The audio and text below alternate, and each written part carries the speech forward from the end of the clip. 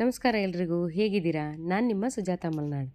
ನಾನಿವತ್ತು ಕೃಷ್ಣನಿಗೆ ಪ್ರಿಯವಾಗುವಂತಹ ಅವಲಕ್ಕಿಯಿಂದ ಒಂದು ಲಡ್ಡನ್ನು ಮಾಡಿ ತೋರಿಸೋಣ ಅಂದ್ಕೊಂಡಿದ್ದೀನಿ. ಈ ಲಡ್ಡುವನ್ನು ಮಾಡುವ ವಿಧಾನ ತುಂಬ ಸುಲಭ ಆಗಿದೆ, ಹಾಗೆ ಬೇಗವಾಗಿ ಕೂಡ ಮಾಡ್ಕೋಬೋದು.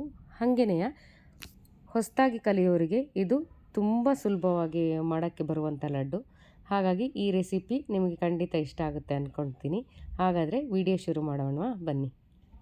ಮೊದಲಿಗೆ ನಾವೀಗ ಲಡ್ಡು ಮಾಡೋದಕ್ಕೆ ಏನೇನು ಸಾಮಗ್ರಿಗಳು ಬೇಕಂತ ನೋಡ್ಕೊಂಬರೋಣ. ಮೊದಲಿಗೆ ಈ ಲಡ್ಡು ಮಾಡ್ಕೋಬೇಕಾದ್ರೆ ಏನಾದರೂ ಒಂದು ಮೆಜರ್ಮೆಂಟ್ ಇಟ್ಕೊಳ್ಳಿ. ನೋಡಿ, ನಾನಿಲ್ಲಿ ಈ ಬಟ್ಲನ್ನು ಮೆಜರ್ಮೆಂಟಾಗಿ ಇಟ್ಕೊಂಡಿನಿ. ಈ ಬಟ್ಲಲ್ಲೇ 2.5 ಬಟ್ಲಾಗೋಷ್ಟು ನಾನಿಲ್ಲಿ ಪೇಪರ್ ಅವಲಕ್ಕಿನ ತಗೊಂಡಿದ್ದೀನಿ. ಹಾಗೆ ಅದೇ ಬಟ್ಲಿನ ಅಳತೆಯಲ್ಲಿ 1 ಬಟ್ಲಾಗೋಷ್ಟು ತೆಂಗಿನಕಾಯಿ ತುರಿ ಅಥವಾ ಕೊಬ್ಬರಿ ತುರಿಯನ್ನು ತಗೋಬೋದು. ನಾನಿಲ್ಲಿ ಕೊಬ್ಬರಿ ತುರಿ ತಗೊಂಡಿದ್ದೀನಿ. ಹಾಗೆ 1 ಬಟ್ಲಾಗೋಷ್ಟು ಬೆಲ್ಲ, ಇದರಲ್ಲಿ 2 ಚಮಚ ಆಗೋಷ್ಟು ನಾನು ಬಿಳಿ ಎಳ್ಳನ್ನು ಹಾಕ್ಕೊಳ್ತಾ ಇದ್ದೀನಿ. ಹಾಗೆ ಒಣ ಹಣ್ಣುಗಳು, ಇದರಲ್ಲಿ ಬಾದಾಮಿ ಮತ್ತು ಪಿಸ್ತಾ ಇದೆ. ಹಾಗೆಯೇ ಜೊತೆಗೆ ಏಲಕ್ಕಿ ಕೂಡ ನಾನು ಇಟ್ಕೊಂಡಿದ್ದೀನಿ. 4ರಿಂದ 5 ಏಲಕ್ಕಿ ಬೇಕಾದಷ್ಟಾಯಿತು. ಇಷ್ಟು ಸಾಮಗ್ರಿಗಳು ಇದ್ದರೆ ಆಯಿತು. ನಂತರ 1-2 ಚಮಚದಷ್ಟು ತುಪ್ಪ ಇದ್ದರೆ ಸಾಕಾಗುತ್ತೆ. ಮೊದಲಿಗೆ ನಾವೇನು ಮಾಡಬೇಕಂದ್ರೆ, ಒಂದು ಬಾಣಲೆ ಬಿಸಿಗೆ ಇಟ್ಕೊಂಡ್ಬಿಟ್ಟು ಈ ಅವಲಕ್ಕಿನ ಹಾಕಿ ಹುರ್ಕೋಬೇಕಾಗುತ್ತೆ. ಅದಕ್ಕೆ ನಾನೀಗ ಬಾಣಲೆಗೆ ಅವಲಕ್ಕಿ ಹಾಕ್ಕೊಂಡಿದ್ದೀನಿ. ಇದನ್ನು ನಿಧಾನ ಉರಿಯಲ್ಲಿ ಒಂದು 2-3 ನಿಮಿಷ ಹುರ್ಕೊಳ್ತೀನಿ. ಗರಿಗರಿಯಾಗಿ ಬರಬೇಕು ಅವಲಕ್ಕಿ, ಅಷ್ಟ ತನಕ ಹುರ್ಕೋಬೇಕಾಗುತ್ತೆ. ನೋಡಿ, ಈ ರೀತಿಯಾಗಿ ಗರಿಗರಿಯಾಗಿ ಬರಬೇಕು.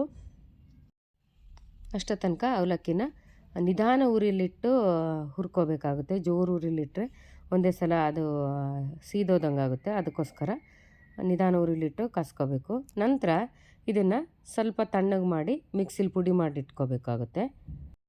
ಆಮೇಲೆ ಒಂದು ಪಾತ್ರೆಗೆ ಈಗಾಗಲೇ ತುರಿದಿಟ್ಕೊಂಡಿದ್ದೀನಲ್ಲ ಬೆಲ್ಲನ ಸೇರಿಸ್ಕೊಳ್ತಾ ಇದ್ದೀನಿ. ಆನಂತರ ಬೆಲ್ಲ ಕರಗೋದಕ್ಕೋಸ್ಕರವಾಗಿ ಚಿಕ್ಕ ಲೋಟದಲ್ಲಿ, ಅಂದರೆ ನಾವು ಕಾಫಿ ಎಲ್ಲ ಕುಡಿತೀವಲ್ಲ ಆ ಲೋಟದಲ್ಲಿ ಅರ್ಧ ಲೋಟದಷ್ಟು ನೀರನ್ನು ಹಾಕಿದರೆ ಸಾಕಾಗುತ್ತೆ. ಮತ್ತು ಇದು ಪಾಕ ಗೀಕ ಎಂತ ಬರೋದು ಬೇಡ, ಆಯಿತಾ? ಸ್ವಲ್ಪ ಚೆನ್ನಾಗಿ ಕರಗಿ ನೊರೆ ನೊರೆ ಉಕ್ಕಿ ಬಂದರೆ ಆಯಿತು. ಅಷ್ಟಕ್ಕೆ ಕಾಸ್ಕೊಂಡ್ರೆ ಆಯಿತು. ನೋಡಿ, ಈಗ ಈ ರೀತಿಯಾಗಿ ನೊರೆ ನೊರೆ ಬಂದಿದೆಯಲ್ಲ, ಇಷ್ಟು ಬಂದರೆ ಸಾಕು. ಯಾವುದೇ ಪಾಕವನ್ನು ತೆಗೆಯುವಂಥ ಅಗತ್ಯ ಖಂಡಿತವಾಗ್ಲೂ ಇಲ್ಲ. ಇಷ್ಟಾದರೆ ಸಾಕಾಗುತ್ತೆ. ಈಗ ಬೆಲ್ಲವನ್ನು ಎತ್ತಿಟ್ಬಿಟ್ಟು ಒಂದು ಬಾಣಲೆಗೆ 1 ಅಥವಾ 1.5 ಚಮಚದಷ್ಟು ತುಪ್ಪವನ್ನು ಹಾಕ್ಕೊಂಡ್ರೆ ಆಯಿತು. ನಂತರ ನಾನು ಆವಾಗ ಬಾದಾಮಿ ಪಿಸ್ತಾ ತಗೊಂಡಿದ್ದೆ ಅಂತ ಹೇಳಿದ್ನಲ್ಲ, ಅದನ್ನು ಚಿಕ್ಕ ಚಿಕ್ಕದಾಗಿ ತುಂಡು ಮಾಡಿ ಇಟ್ಕೊಂಡಿದ್ದೀನಿ. ಇದನ್ನು ತುಪ್ಪದಲ್ಲಿ ಚೆನ್ನಾಗಿ ಬಾಡಿಸ್ಕೋಬೇಕಾಗುತ್ತೆ. ಸ್ವಲ್ಪ ಹೊತ್ತು ಈ ರೀತಿಯಾಗಿ ಬಾಡಿಸ್ಕೊಂಡ್ರೆ ಆಯಿತು. ನೋಡಿ, ಚೆನ್ನಾಗಿ ಕಾದಿದೆ. ಈಗ ಇದನ್ನು ನಾನು ಒಂದು ತಟ್ಟೆಗೆ ಎತ್ತಿಟ್ಕೊಳ್ತಾ ಇದ್ದೀನಿ. ಮತ್ತು ಅದೇ ಬಾಣಲೆಗೆ 1-2 ಚಮಚದಷ್ಟು ಎಳ್ಳನ್ನು ನಾನಿಲ್ಲಿ ಸೇರಿಸ್ಕೊಳ್ತಾ ಇದ್ದೀನಿ. ಅದು ಕೂಡ ಅಷ್ಟೇ ಚಟಪಟ ಸಿಡಿಯೋ ತನಕ ಕಾಸ್ಕೋಬೇಕಾಗುತ್ತೆ. ನೋಡಿ, ಇವಾಗ ಚಟಪಟ ಅಂತ ಸಿಡಿತಾ ಇದೆ.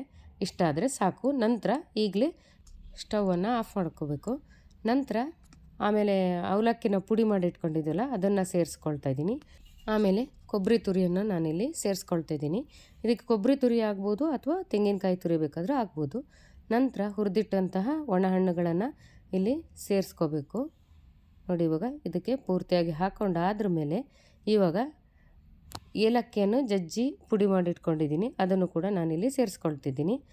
ನಂತರ ಬೆಲ್ಲವನ್ನು ನೀರಾಗಿ ಕಲಸಿಟ್ಕೊಂಡಿದ್ದೀವಲ್ಲ ಅದನ್ನು ಸೇರಿಸ್ಕೋಬೇಕು. ಒಂದೇ ಸಲ ಪೂರ್ತಿಯಾಗಿ ಬೆಲ್ಲವನ್ನು ಸೇರಿಸ್ಕೊಳ್ಳೋದು ಬೇಡ. ಒಂದು ಸ್ವಲ್ಪ ಸ್ವಲ್ಪನೇ ಹಾಕಿ ಈ ರೀತಿಯಾಗಿ ಕಲಿಸ್ಕೊಂಬಂದ್ರೆ ಆಯಿತು. ನೋಡಿ, ಇವಾಗ ಇಷ್ಟು ಬೆಲ್ಲ ಸಾಲಲ್ಲ ಅನ್ನಿಸ್ತಿದೆ, ಇನ್ನೊಂದು ಸ್ವಲ್ಪ ಹಾಕ್ಕೊಳ್ತೀನಿ. ನೋಡಿ, ಈಗ ಹಾಕ್ಕೊಂಬಿಟ್ಟು ಈ ರೀತಿಯಾಗಿ ಕಲಿಸ್ಕೋಬೇಕು. ನೋಡಿ, ಇವಾಗ ಉಂಡೆ ಕಟ್ಟೋ ರೀತಿಯಲ್ಲಿ ಬರ್ತಾಯಿದೆ. ಇಷ್ಟಾದರೆ ಸಾಕಾಗುತ್ತೆ. ನಾನಿವಾಗ ಇದನ್ನು 2 ನಿಮಿಷ ತಣ್ಣಗಾಗೋಕ್ಕೆ ಬಿಟ್ಬಿಡ್ತಾಯಿದ್ದೀನಿ. ನೋಡಿ, ಇವಾಗ 2-3 ನಿಮಿಷ ಆಯಿತು. ಸ್ವಲ್ಪ ತಣ್ಣಗಾಗಿದೆ. ತುಂಬ ತಣ್ಣಗಾಗಲ್ಲವರೆಗೆ ಕಾಯಿಬಿಡಿ. ಸ್ವಲ್ಪ ಉಗುರು ಬೆಚ್ಚಗಿರುತ್ತಲ್ಲ ಅಷ್ಟಾಗೋ ತನಕ ಕಾದರೆ ಸಾಕು. ನಂತರ ನಮಗೆ ಯಾವ ಆಕಾರಕ್ಕೆ ಬೇಕು ಲಡ್ಡು, ಅಷ್ಟು ದೊಡ್ಡ ಲಡ್ಡನ್ನು ಮಾಡ್ಕೊಂಡ್ರೆ ಆಯಿತು. ಚಿಕ್ಕದು ಬೇಕಂದರೆ ಚಿಕ್ಕದು, ಇಲ್ಲ ದೊಡ್ಡದು ಬೇಕಂದರೆ ದೊಡ್ಡದು ಮಾಡ್ಕೋಬೋದು. ನಂತರ ಇದನ್ನು ಅಲಂಕಾರಕ್ಕೋಸ್ಕರ ಕೊಬ್ಬರಿ ತುರಿಯಲ್ಲಿ ಈ ರೀತಿಯಾಗಿ ಬೆರೆಸ್ಕೋಬೇಕು. ನೋಡಿ, ಇಲ್ಲಿ ಈ ರೀತಿಯಾಗಿ ಉಳ್ಳಾಡಿಸ್ಕೊಂಡ್ರೆ ಚೆನ್ನಾಗಿರುತ್ತೆ, ನೋಡೋದಕ್ಕೂ ಖುಷಿಯಾಗುತ್ತೆ. ನೋಡಿ, ಹಾಗೆ ಉಳಿದಂಥ ಎಲ್ಲ ಲಡ್ಡುಗಳನ್ನು ಅದೇ ರೀತಿ ಕಟ್ಟಬೇಕು. ಹಾಗೆಯೇ ನಾನಿಲ್ಲಿ ಬೆಲ್ಲವನ್ನು 1 ಬಟ್ಲು ಮಾತ್ರ ಹಾಕ್ಕೊಂಡಿದ್ದೀನಿ. ಇಷ್ಟು ಅವಲಕ್ಕಿಗೆ ಅದು ಸರಿ ಹೋಯಿತು. ಹಾಗಾಗಿ ಅಷ್ಟೇ ಹಾಕಿದ್ರೆ ಸಾಕು. 2.5 ಬಟ್ಲಿಗೆ 1 ಬಟ್ಲಷ್ಟು ಬೆಲ್ಲ ಹಾಕಿದರೆ ಬೇಕಾದಷ್ಟಾಯಿತು. ನೋಡಿ, ಹೀಗೆ ತುಂಬ ಸುಲಭವಾಗಿ ಲಡ್ಡನ್ನು ತಯಾರಿಸ್ಬೋದು ಮತ್ತು ಬೇಗವಾಗಿ ಕೂಡ ತಯಾರು ಮಾಡ್ಬೋದು. ನಿಮ್ಮನೇಲೂ ಈ ಸಲ ಗೋಕುಲಾಷ್ಟಮಿಗೆ ಈ ರೀತಿಯಾದ ಲಡ್ಡು ಮಾಡ್ಕೊಳ್ಳಿ, ತುಂಬ ರುಚಿಯಾಗಿರುತ್ತೆ. ಖಂಡಿತವಾಗ್ಲೂ ನಿಮಗೆ ಈ ರೆಸಿಪಿ ಇಷ್ಟ ಆಯಿತು ಅಂತ ನಾನು ಅಂದ್ಕೊಳ್ತೀನಿ. ಇಷ್ಟ ಆದರೆ ಒಂದು ಲೈಕ್ ಮಾಡಿ, ಶೇರ್ ಮಾಡಿ, ಹಾಗೆ ಸಬ್ಸ್ಕ್ರೈಬ್ ಮಾಡಿ. ಮುಂದಿನ ವಿಡಿಯೋದಲ್ಲಿ ನಾನು ನಿಮಗೆ ಸಿಗ್ತೀನಿ ಅಂತ ಹೇಳ್ತಾ ಹೋಗಿ ಬರಲಾ. ನಮಸ್ಕಾರ.